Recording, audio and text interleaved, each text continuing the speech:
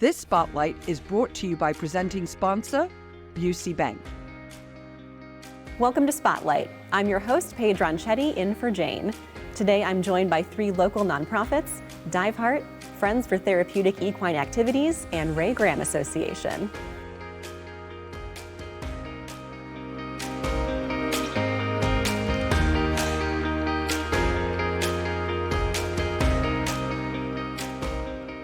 You're watching Spotlight, and joining me now to talk about Diveheart are Tina Marie Hernandez and Jim Elliott. It's so great to have you here. Thanks for coming in. Thank you for having us. Yeah. So I'm really excited to learn more. Let's dive right in. Tina Marie, what services does Diveheart offer? Well, we're a 501c3 that works with people with disabilities, cognitive and physical, and we use diving as a therapy. So we offer pool programs locally, and we invite the public to come if they haven't signed up already. There's some forms for them to fill out, but it's about getting them in the water, giving them a sense of freedom, giving them a sense of accomplishment. No matter what happens that day at the pool, they will come away with a win. And we work with people from 10 years and older. Oh, that's wonderful. I love that it always ends on a positive note. That's so great. So where are you located and where do you offer programs?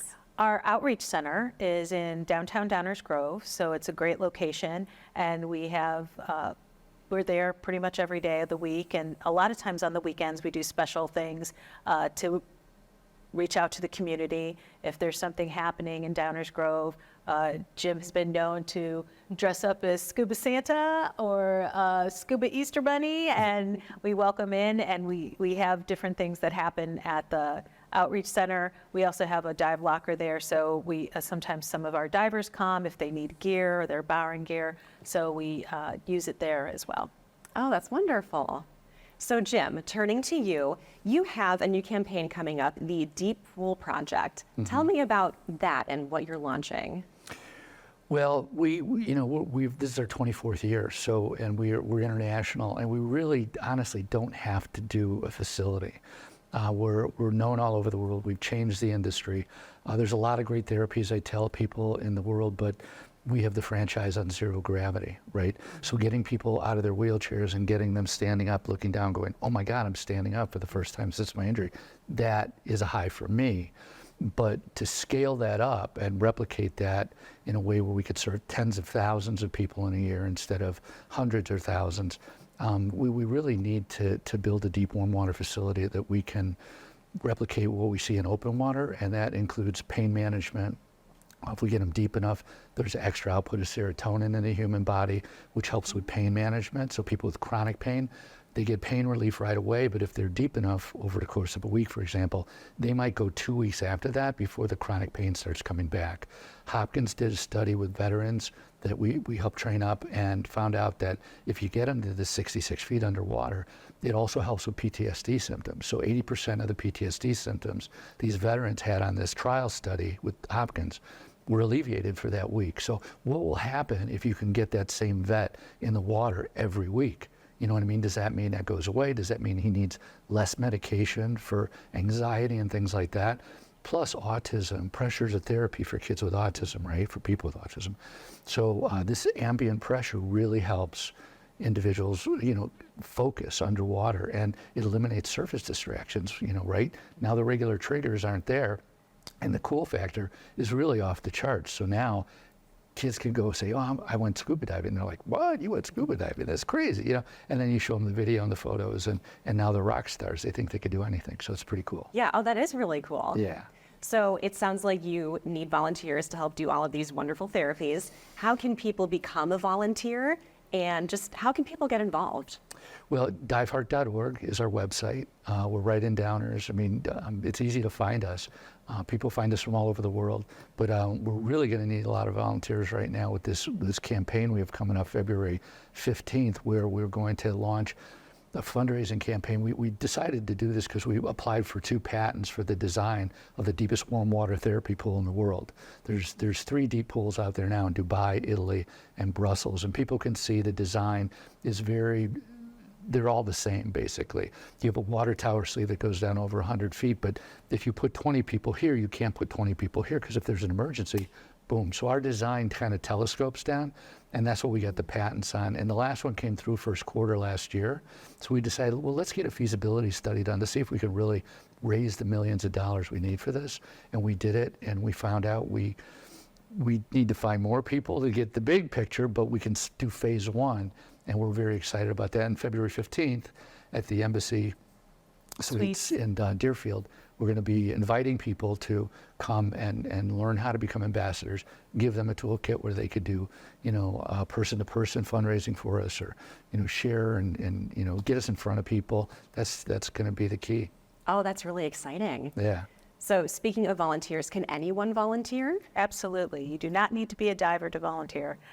We need people to help us on land as well. If they want to learn, we have a way that we can teach you, even if you're not a diver, how to help at the pool. If you are a diver, we invite you to come and help us with people in the water.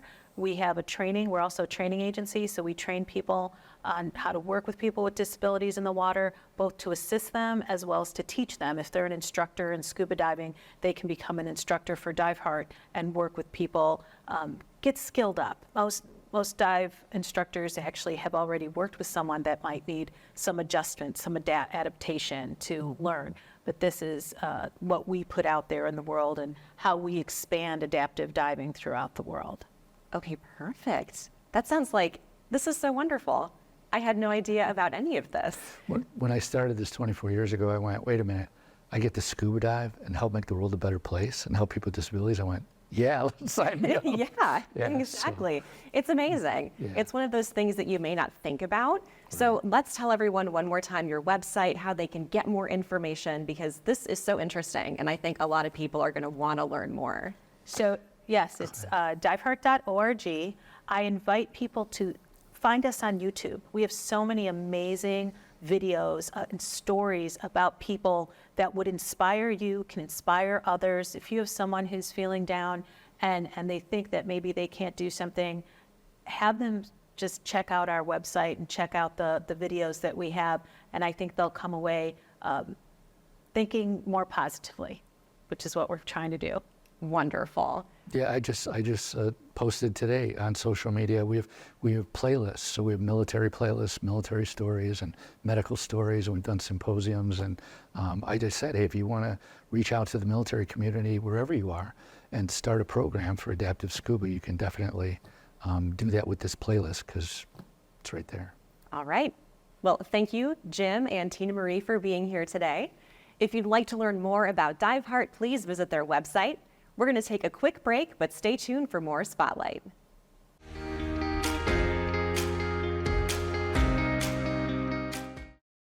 Growing your family, opening your own business, retiring to travel, leaving your legacy. At Busey Bank, we know there's a lot to look forward to and a lot of planning along the way. Celebrate your life's milestones by putting your money to work. Busey Bank, building business, growing wealth. Since 1868, proud to be the official bank of the Fighting Illini, member FDIC. I support NCTV 17. It's been an integral part of the Naperville community for a long time.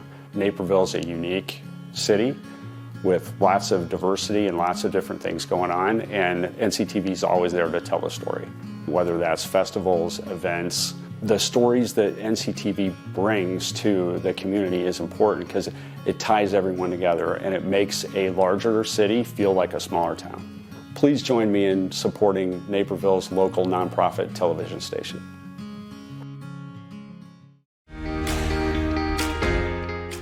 If you're just tuning in, you're watching Spotlight.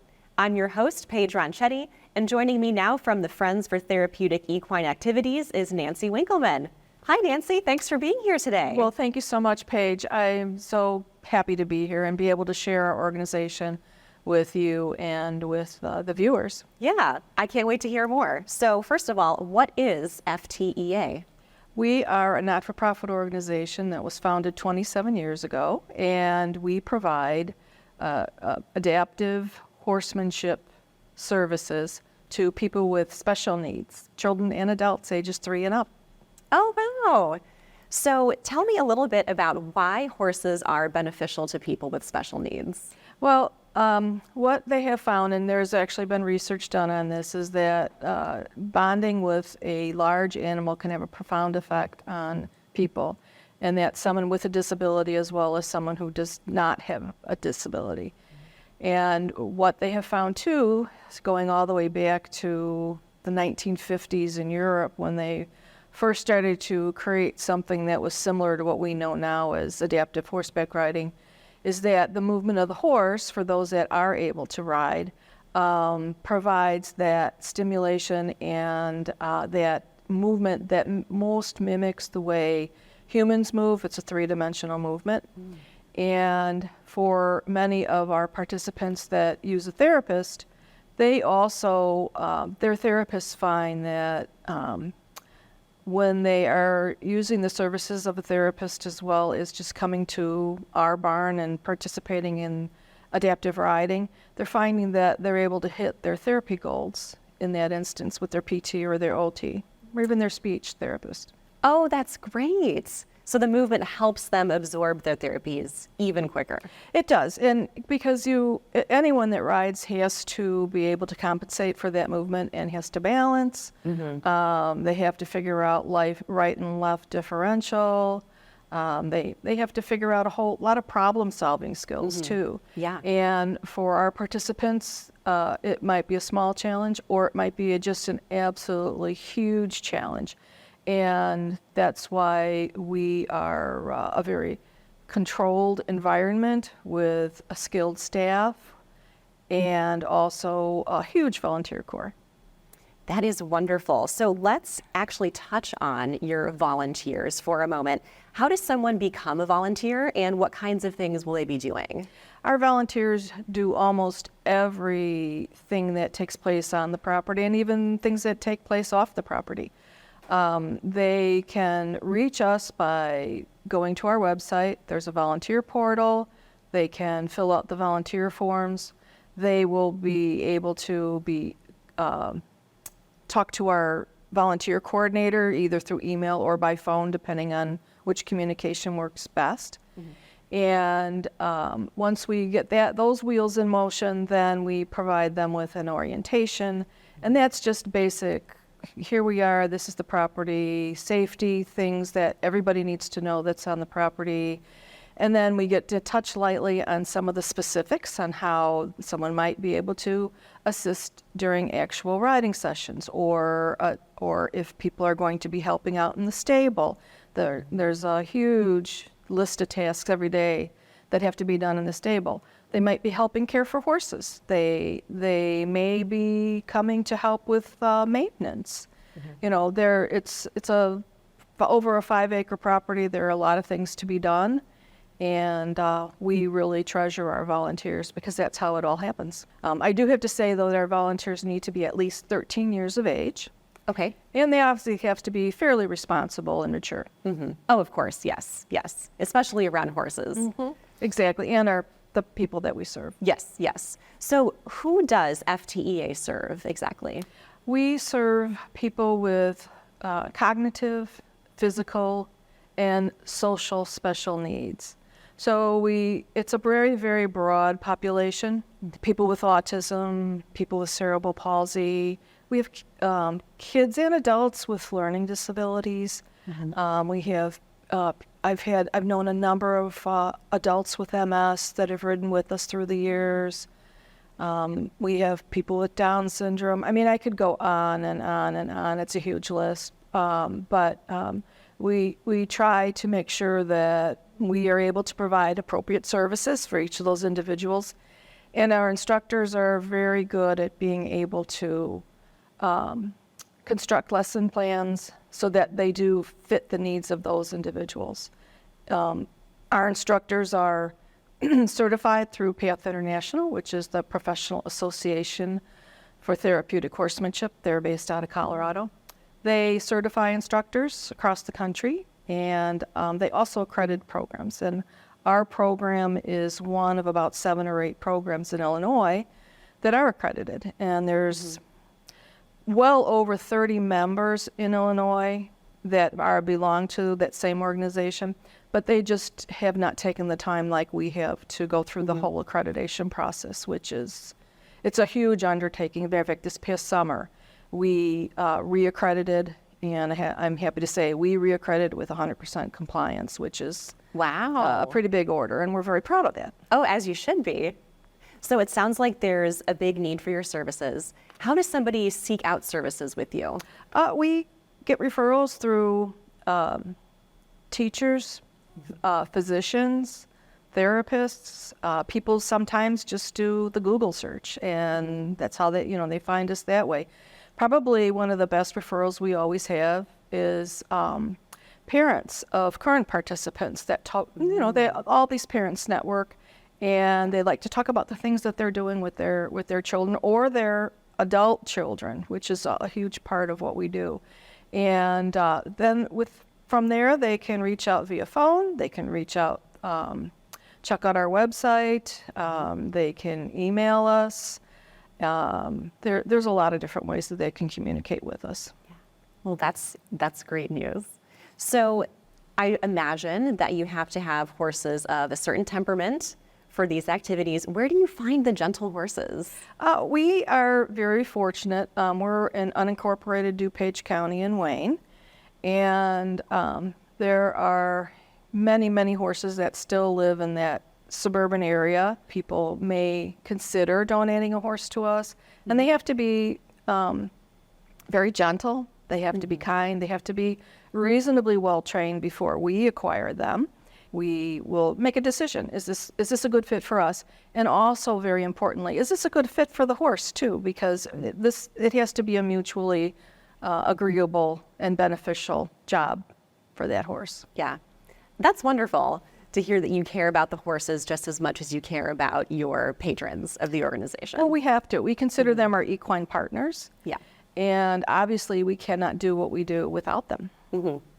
Well, Nancy Winkleman from FTEA, thank you so much for being here today. This was very informative. I feel like I learned a lot. Well, that's wonderful, and thank you so much for allowing me to be here. To find out more about FTEA, please go visit their website. We're taking a quick break, but stay tuned. We're coming right back.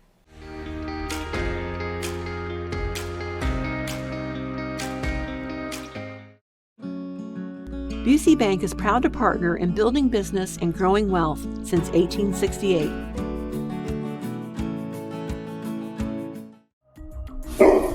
What's the matter, boy? What are you trying to tell me? Is something wrong? We live in a safe community, but not a crime-free community. If you see something, say something. Naperville Animal Crime Stoppers. Yes, I'd like to report a case of animal cruelty and neglect. Speak up for those who cannot speak for themselves.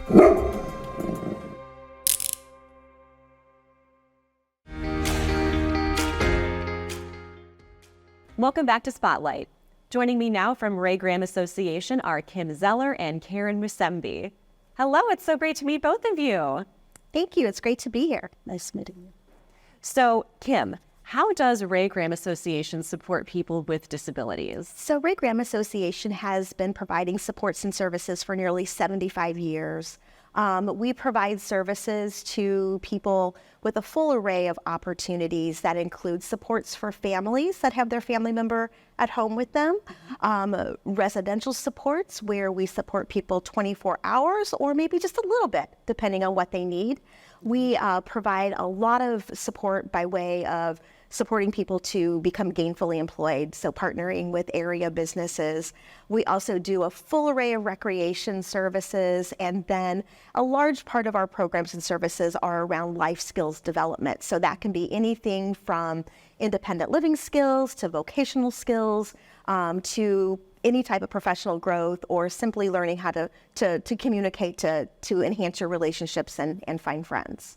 So really lots of options for services. Absolutely. We serve about 2,000 children and adults every year. And so we have lots of plate spinning, but it is super rewarding. Yeah. Oh, of course. Karen, what is new at RGA?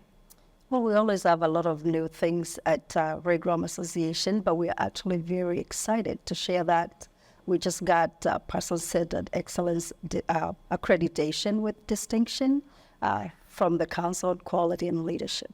Oh, that's wonderful. Congratulations. Absolutely. So, Kim, what does it mean to have a person-centered approach for helping people with disabilities? You know, it's very simple, but it's also very difficult to achieve. A person-centered approach is really our supports and services are centered around a person. Everyone is unique. Everyone wants something different in their life. So therefore, our support should be customized to their individual needs to support them to get on their path or their journey to succeed in the goals that they've set for themselves. It also means, just from a foundational standpoint, that we don't just hear people out, we truly listen. And when we listen to people, that means that we assume that they're experts in their own lives and about their lives, but then also they enhance the way that we run and organize the work that we do at our agency. For example, we do have people with disabilities that sit on our board of directors, that chair committees that are really important committees that advise us on what's the next best thing that we should be focused on, or to give us feedback on the types of staff that we should be hiring that would be helping them to be successful. So it's really about the person, but when you're working in a large system, sometimes it's hard to break it down to each individual person. But as Karen said, we've been recognized by the Council on Quality and Leadership as pursuing excellence in person-centered services. So that really means a lot to us, because that's why we're here. We're all about people being successful, achieving their dreams, and for that to be recognized by an international organization to come here and spend a lot of time with us, not talking to Karen and I, but talking to people who receive our services, our families and our community partners. That's really exciting and meaningful to us and very validating. Oh, of course. That is a major accomplishment. And I think it says a lot that you guys don't do a one-size-fits-all approach. You really listen to everyone and see what's going to be best for them as individuals. So Karen, can you tell me a little bit more about the accreditation and what that means for the people you serve here in Naperville? Absolutely. So accreditation is really the next level of verifying that organizations are not just status quo. So accreditation is truly about quality. And Ray Graham Association did not just achieve person-centered excellence accreditation, we got accreditation with distinction. That is a very prestigious award that puts us among 2% of other organizations that have achieved that internationally. So for anybody in Naperville who isn't too familiar with accreditation and they are kind of, asking what does this mean, it truly means you have a provider like Ray Graham Association that aims for the top, highest quality about services. So this is about quality of services, it's about quality of innovation, it's about pushing ourselves beyond just what is needed, the basic requirements for compliance. So we push ourselves for really making sure we are top notch. We are always learning, we are about innovation. And as Kim had stated, truly about that person-centered approach. We listen to people and we challenge status quo. That is wonderful. And I'm sure that taking that approach also just creates a sense of ease for the people who come to you because they know that you offer the best. I'm sure it's just a very calming thing to know that you guys are doing so well and with distinction. So I imagine you need some people to get involved with your organization. So tell me a little bit about how people can get involved with the Ray Graham Association. Yeah, sure. Thank you for asking. There's lots of ways that you can get involved. We are always excited when we have people come to us and want to volunteer. We can accommodate small groups of people or large groups of people as well. For example, we have partnered with area businesses to help us with some groundskeeping at one of our locations called the Hansen Center, where our therapeutic horseback riding program is housed. We also look for individual volunteers for them to share their hobbies, perhaps. Maybe They're a member of the book club, so bringing in their books and reading to people, or doing a cooking class or a knitting class, anything to that nature that really matches people's hobbies with the interests that the men and women and children have on our end. We also do a lot of fundraising. We have to fundraise about $2 million every year to bridge the gap. We are mostly funded through the Medicaid system. The good news is that it is mostly stable. The bad news is that it never pays enough to do the good work that we try to do. So we are always looking for people to step up and be volunteers to help us to raise funds, or maybe they themselves would like to contribute to our mission. That's wonderful that you have so many different ways for the community to get involved. Absolutely. So Kim and Karen, thank you so much for being here. I feel like I learned a lot about Ray Graham Association, and I appreciate you taking the time today. Thank you for having us. Thank you. For more information about Ray Graham Association, please visit their website.